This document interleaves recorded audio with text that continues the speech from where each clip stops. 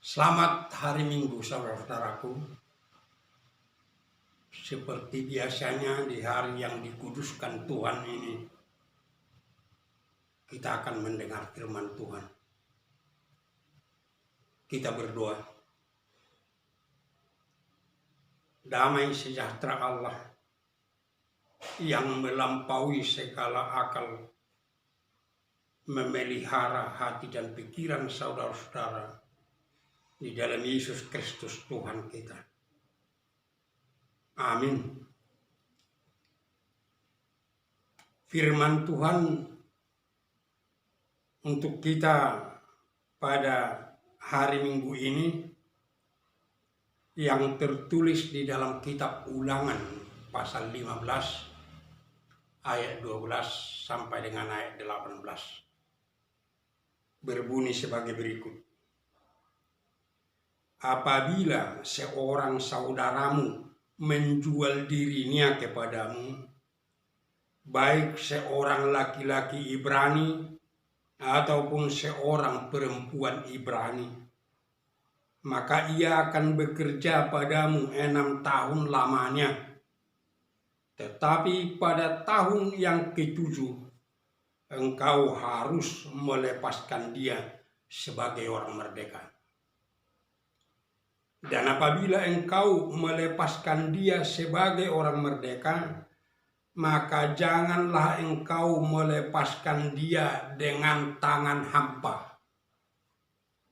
Engkau harus dengan limpahnya memberi bekal kepadanya dari kambing dombamu, dari tempat pengirikanmu, dan dari tempat pemerasanmu, sesuai dengan berkat yang diberikan kepadamu oleh Tuhan Allahmu.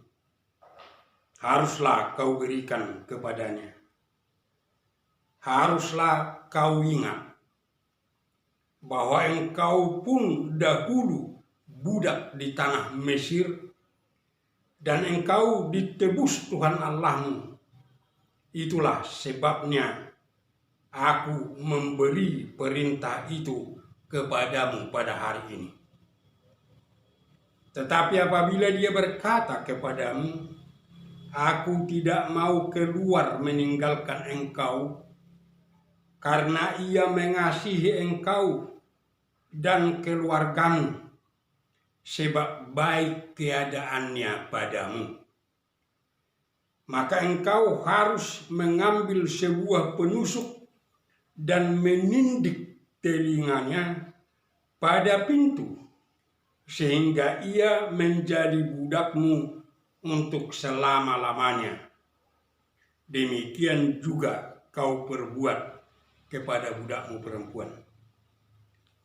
Janganlah merasa susah apabila engkau melepaskan dia sebagai orang merdeka. Sebab 6 tahun lamanya ia telah bekerja padamu dengan jasa 2 kali upah seorang pekerja harian. Maka Tuhan Allahmu akan memberkati engkau dalam segala sesuatu yang kau kerjakan. Demikian bunyinya. Merdeka! Merdeka! Merdeka! Saudaraku, aku tidak tahu bagaimana saudara-saudara merespons pekik merdeka saya, karena khotbah ini melalui YouTube. Namun yang pasti,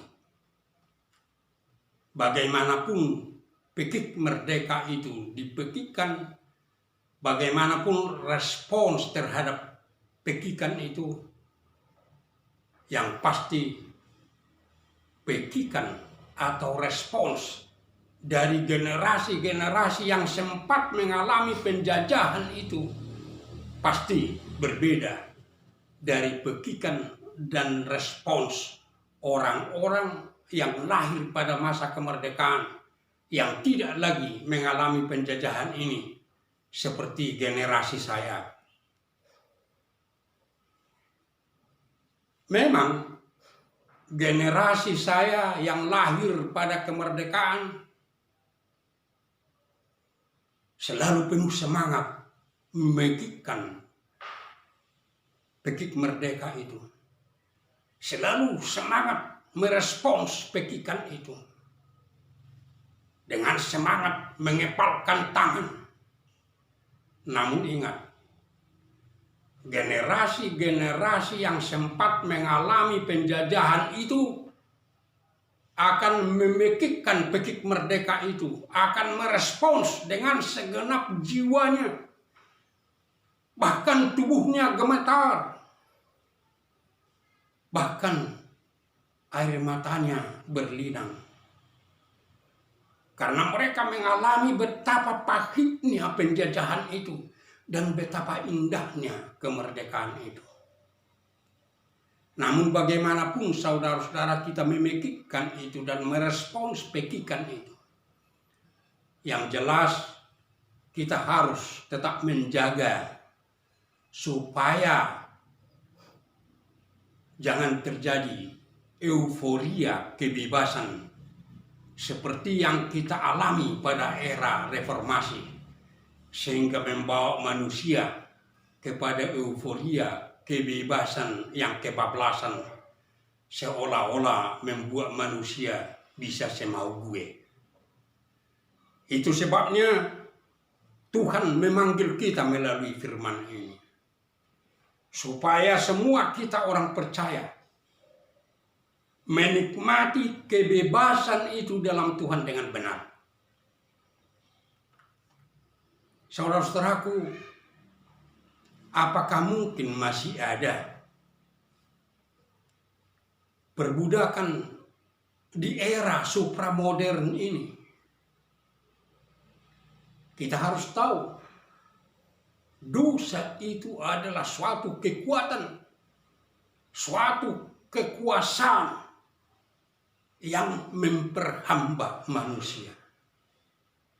Bahkan sering manusia tidak menyadari bahwa apa yang dilakukannya, bahwa hidupnya sebenarnya adalah dosa. Dan dengan perhambaan oleh dosa yang seperti itu, menumbuhkan dan mengembangkan jiwa perbudakan itu di dalam diri manusia. Jiwa memperhamba, jiwa memperbudak. Dan itu terjadi dalam semua tatanan kehidupan manusia. Bahkan di tengah-tengah keluarga ada kecenderungan suami memperhamba istri, istri memperhamba suami. Apalagi di dalam tatanan kehidupan kita yang lain, pemimpin cenderung memperhamba yang dipimpinnya. Bos sering cenderung memperhamba bawahannya. Pengusaha sering cenderung memperhamba karyawannya. Saudara-saudaraku, kita tidak punya kuasa untuk membebaskan diri kita dari kuasa perbudakan dosa itu. Hanya Tuhan kita Yesus Kristus yang berkuasa untuk membebaskan kita dari dosa dan maut.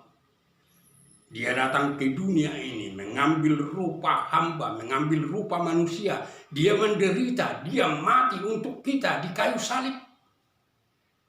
Supaya kita dibebaskan dari perhambaan dosa dan maut dan diangkat menjadi anak-anak Tuhan. Hanya dengan menerima Yesus hidup di dalam diri kita, hanya dengan menerima firman Tuhan menguasai kehidupan kita, maka kita akan terbebas dari perhambaan dosa dan akan bebas dari jiwa memperhamba dan memperbudak.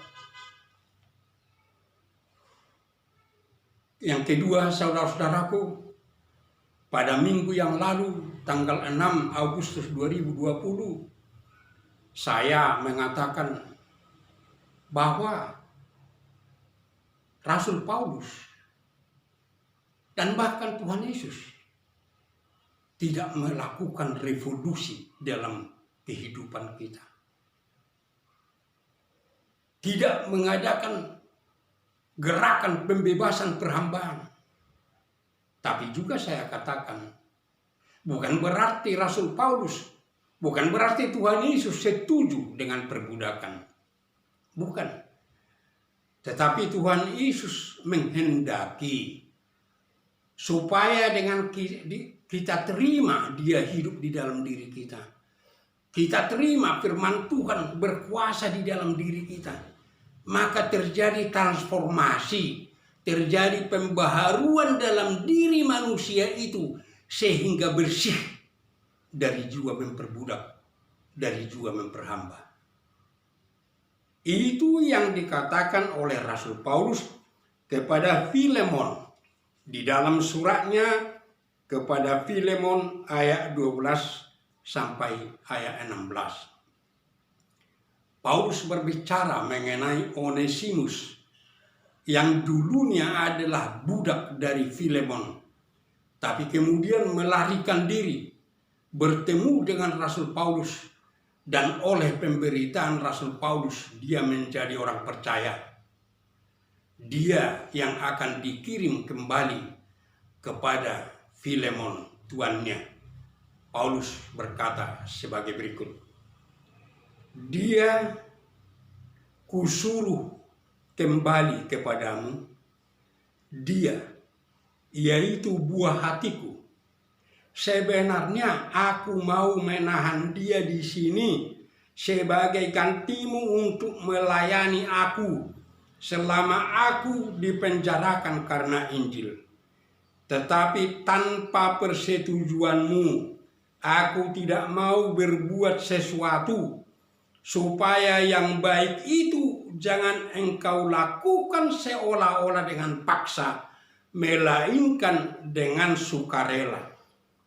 Sebab mungkin karena itulah dia dipisahkan sejenak daripadamu, supaya engkau dapat menerimanya untuk selama-lamanya, bukan lagi sebagai hamba, yaitu sebagai saudara yang kekasih. Bagiku sudah demikian, apalagi bagimu, baik secara manusia maupun di dalam Tuhan." Nah, pembaharuan di dalam diri kita, di dalam diri Filemon, di dalam diri Onesimus, dengan sendirinya menghilangkan perbudakan itu.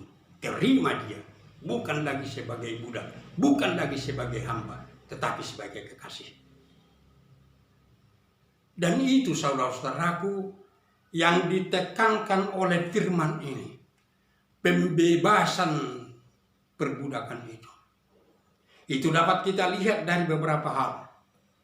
Pertama, firman ini mengatakan apabila seorang saudaramu menjual dirinya kepadamu. Sama-sama saudaramu orang Ibrani, laki-laki atau perempuan, dia menjual dirinya. Jadi bukan karena usaha tuannya, tetapi karena kesalahan dirinya sendiri, dia menjual dirinya. Bisa terjadi perbudakan seperti itu. Namun, firman ini mengatakan itu hanya selama 6 tahun. Tidak bisa lebih. Pada hari ke-7, pada tahun ke-7, dia sudah harus dibebaskan. Karena memang pembebasan itulah tujuan dari Tuhan, bukan perbudakan itu. Itu sebabnya di dalam hari raya tahun Yobel, Tuhan memerintahkan kepada mereka yang utama pada tahun Yobel, semua perbudakan harus hapus. Harus kembali menjadi orang merdeka. Dan yang ketiga, saudaraku, untuk membuktikan bahwa Tuhan tidak menghendaki perbudakan itu, dikatakan di sini, budak yang dilepaskan tidak bisa dilepaskan dengan tangan hampa. Diperintahkan di sini bahwa hamba yang dilepaskan itu harus dilimpahi dengan bekal. Bukan hanya diberikan, dilimpahi. Itu yang dikatakan di dalam bahasa Batak, iko buas lehonomu. Buas, bukan buas maksudnya, tapi buas, memberi dengan melimpah. Dan jelas dikatakan di sini, yang diberikan melimpah itu dari apa? Pertama dari ternakmu. Yang kedua dari hasil pertanianmu. Kita harus ingat, saudara-saudaraku, pada waktu itu mereka masih hidup di era 1.0 yang bercirikan pertanian tradisional. Maka kalau dikatakan memberi ternak dan hasil pertanian, berarti memberi dari seluruh yang dia miliki. Bukan maksudnya seluruh yang dia miliki diberi, tidak. Tapi dari semua yang dia miliki itu, dari sana harus diberi melimpah kepada hamba yang dilepaskan itu. Alasannya jelas. Karena dikatakan selama 6 tahun dia bekerja bagimu, dia memberi jasa 2 kali lipat dari pekerja harian. Kalau pada waktu itu orang bisa bekerja 12 jam, tetapi hamba itu, budak itu bekerja 24 jam. Makanya dikatakan dalam firman ini, sebenarnya upahnya harus 2 kali lipat dari upah pekerja harian. Oleh sebab itu kau tidak bisa merasa susah untuk melepaskannya dengan memberi melimpah bekal bagi dia. Itu perintah Tuhan.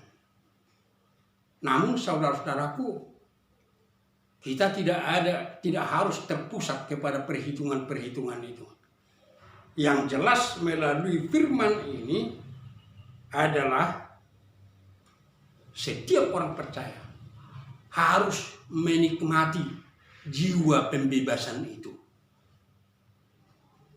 Dan yang kedua, harus benar-benar bersih dari jiwa pembebasan dan hidupnya harus membuat hambanya sejahtera dengan bekal yang melimpah.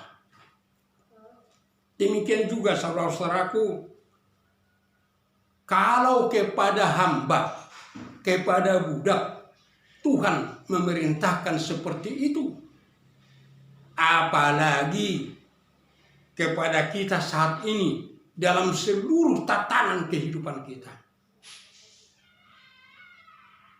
Ingat, pimpinan terhadap yang dipimpinnya, bos terhadap bawahannya, pengusaha terhadap karyawannya, harus benar-benar menghilangkan kecenderungan untuk memperhamba, dan harus benar-benar mampu memikirkan bagaimana supaya bawahannya itu bisa sejahtera, bisa membangun kehidupannya, supaya kehidupannya juga bisa berkembang sebagaimana pimpinannya.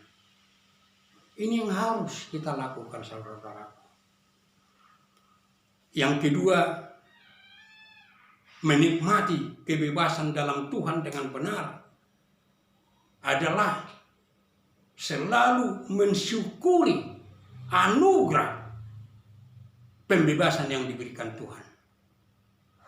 Saudaraku, sebenarnya semua hukum Tuhan itu yang berintikan kasih itu didasarkan kepada satu hal, yaitu pembebasan bangsanya dari perhambaan Mesir.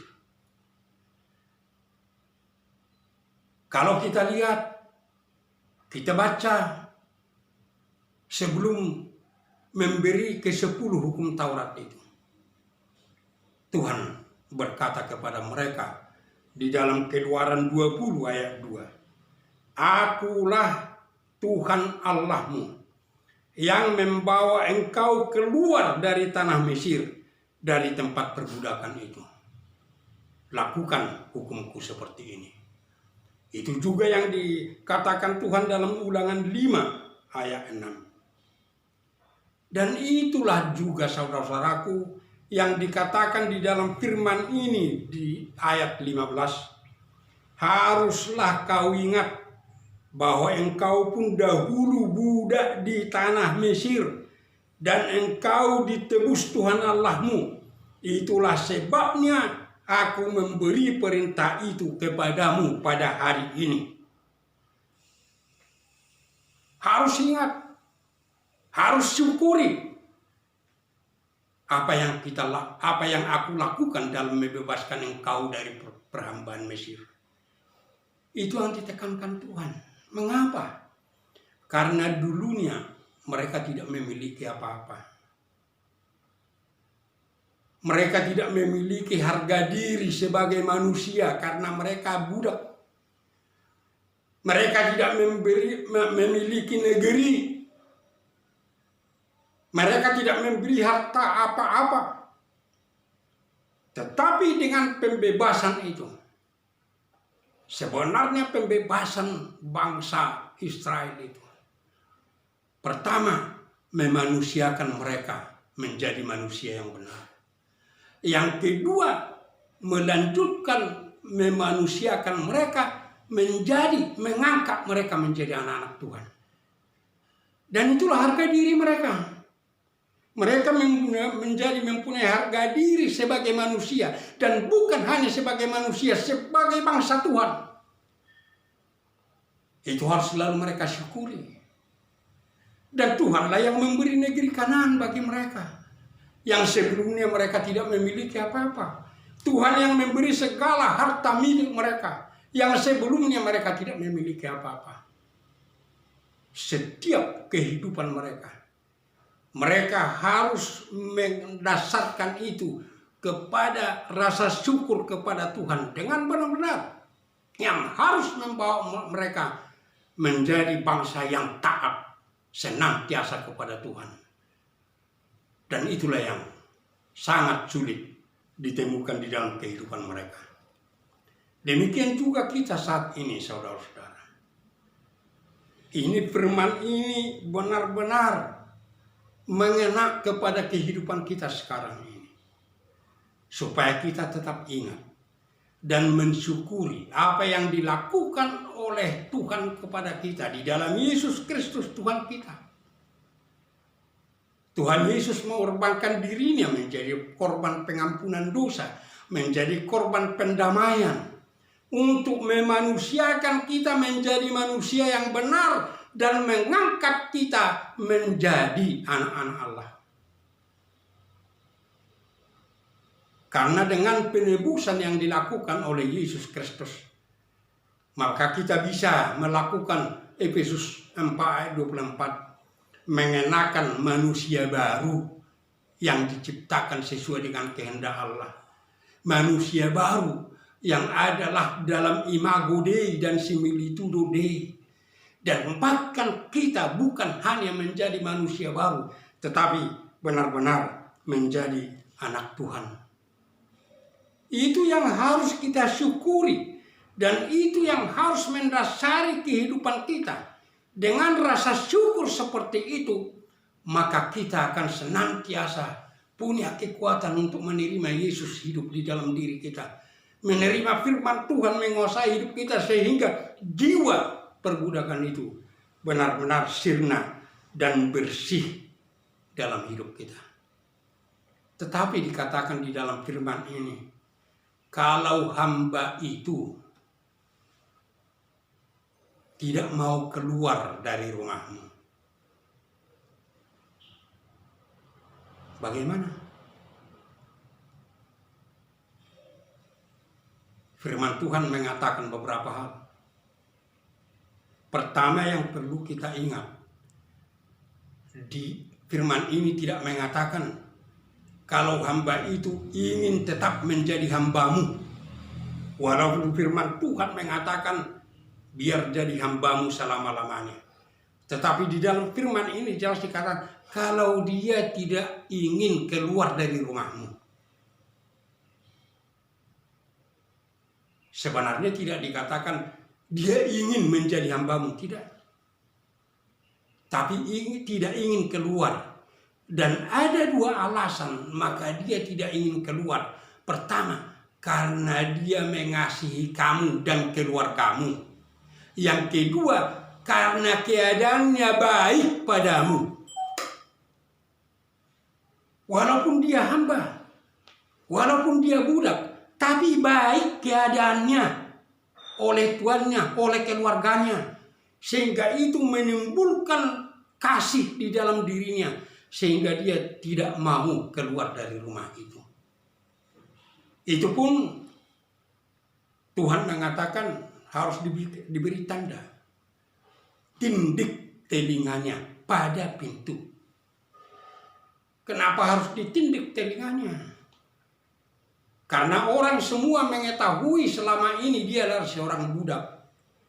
Tetapi dengan ditindiknya telinganya itu menjadi tanda bahwa dia tidak lagi seperti budak yang mereka pikirkan.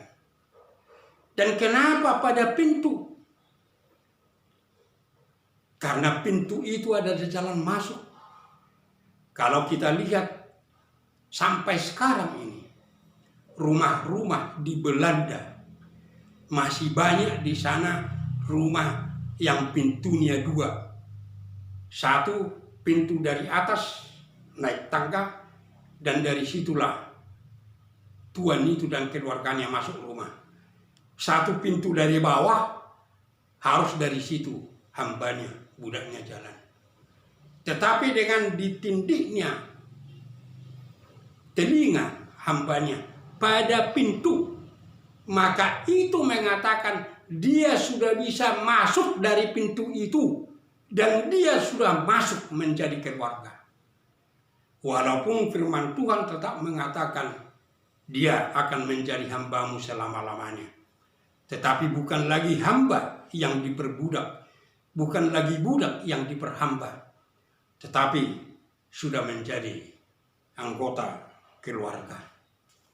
Saudara-saudaraku, kalau kepada budak, kalau kepada hamba bisa seperti itu, baik keadaannya di depan tuannya, sehingga mengasihi tuannya, sehingga terjalin rasa persaudaraan. Bagaimana di dalam tatanan kehidupan kita sekarang ini? Setiap pemimpin harus tetap memikirkan apakah baik keadaan yang kau pimpin di depanmu. Setiap bos harus berpikir kepada bawahannya, ini orang percaya. Apakah bawahanmu baik keadaannya di depanmu? Setiap pengusaha harus berpikir apakah baik keadaan karyawanmu di perusahaanmu.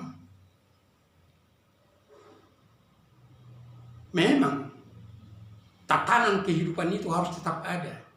Ada pemimpin, ada bos, ada pengusaha, ada karyawan. Tetapi tatanan kehidupan itu dijalin dalam hidup orang percaya, dalam persaudaraan, dalam kasih.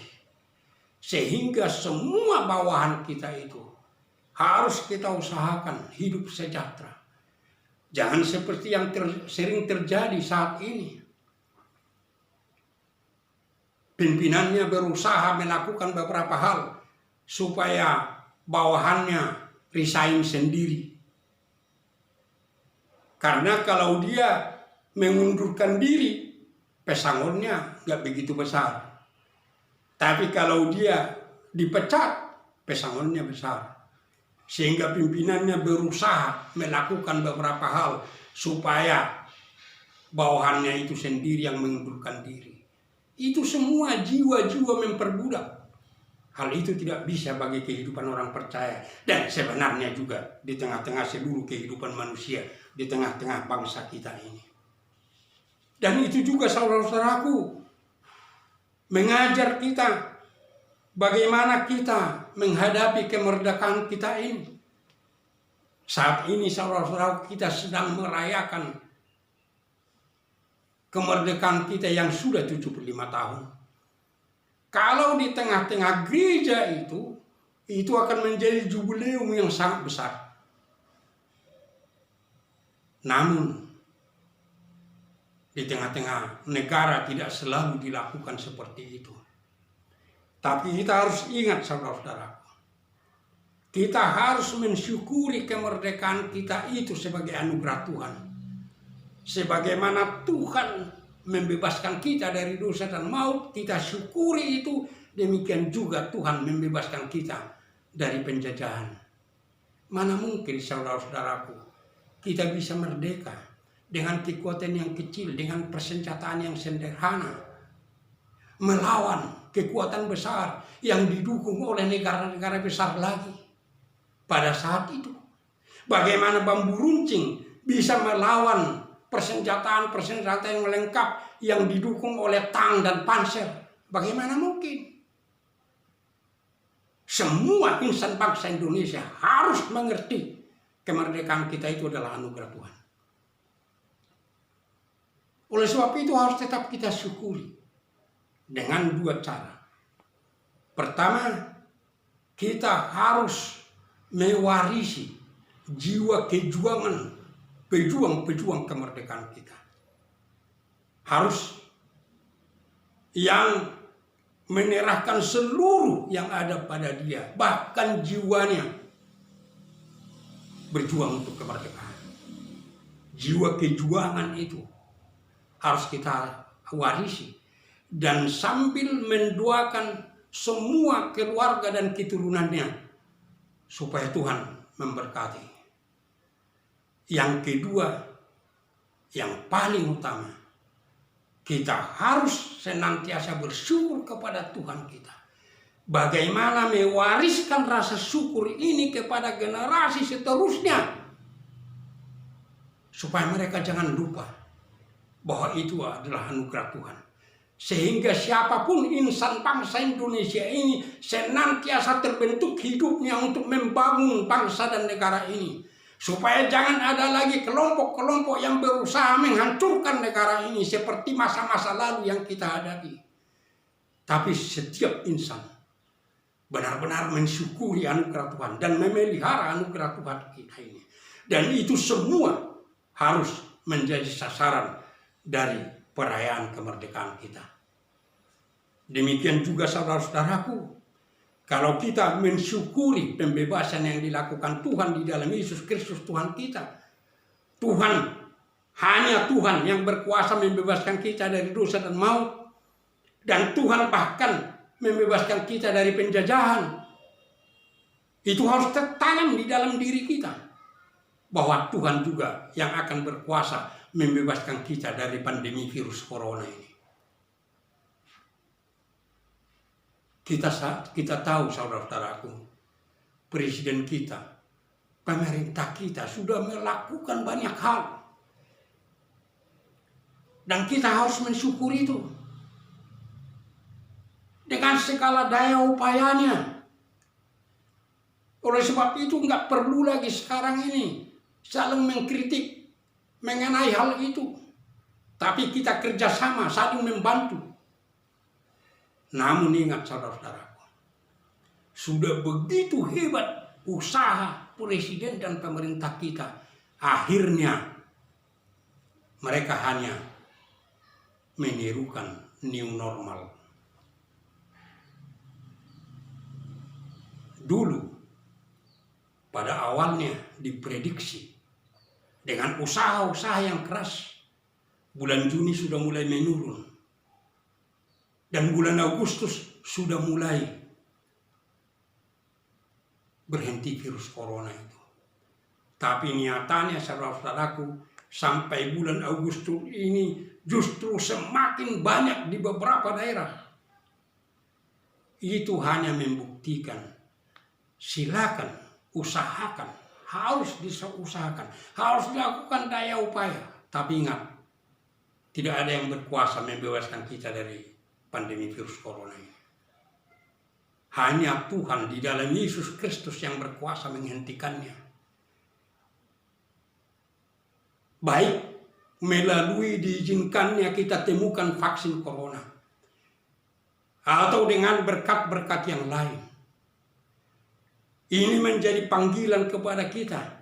Kalau kita mensyukuri kemerdekaan yang diberikan Tuhan kepada kita, kita harus bertekad mensyukuri kebebasan kita dari pandemi virus corona ini, dengan menjadi orang-orang yang percaya kepada Allah di dalam Yesus Kristus Tuhan kita.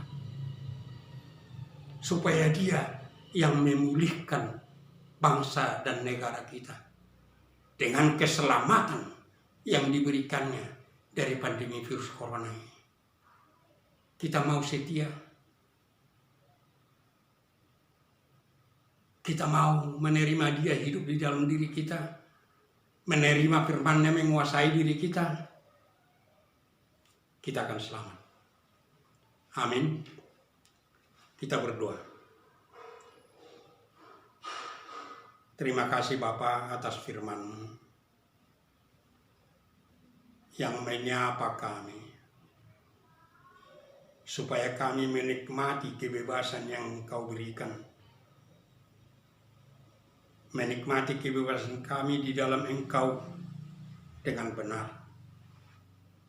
Baik kebebasan yang Engkau berikan dari dosa dan maut, baik kebebasan yang Engkau berikan melalui kemerdekaan kami, supaya kami jangan lupa bersyukur kepadamu dan menjadi anak-anak-Mu yang setia kepadamu, sehingga jiwa perhambaan itu sirna dari jiwa kami masing-masing. Dan dengan mensyukuri kebebasan itu, kami dikuatkan untuk senantiasa berserah diri kepadamu, menjadi anak-anak-Mu yang percaya di dalam Yesus Kristus, supaya kami Engkau selamatkan dari pandemi virus corona ini, supaya bangsa kami Engkau selamatkan dari pandemi virus corona ini, dan kembalikan, pulihkan kepada keadaan semula Tuhan. Ajarlah semua gereja-Mu untuk hidup di dalam Engkau, hidup di dalam firman-Mu, supaya di dalam gereja-Mu juga tidak ada jiwa-jiwa perhambaan, perbudakan, tetapi semua punya jiwa membebaskan dan menyejahterakan sesama. Supaya dengan hidup di dalam Engkau, hidup di dalam firman-Mu, Engkau di dalam diri kami masing-masing, firman-Mu di dalam diri kami masing-masing, Engkau selamatkan semua gereja-Mu dan orang percaya dari pandemi virus corona ini. Pulihkan Tuhan, supaya kami bisa beribadah kepadamu di rumah-Mu. Bapa, hanya di dalam Engkau kami beroleh kesejahteraan. Di dalam Yesus Kristus Tuhan kami, dengarkan kami Bapa. Amin.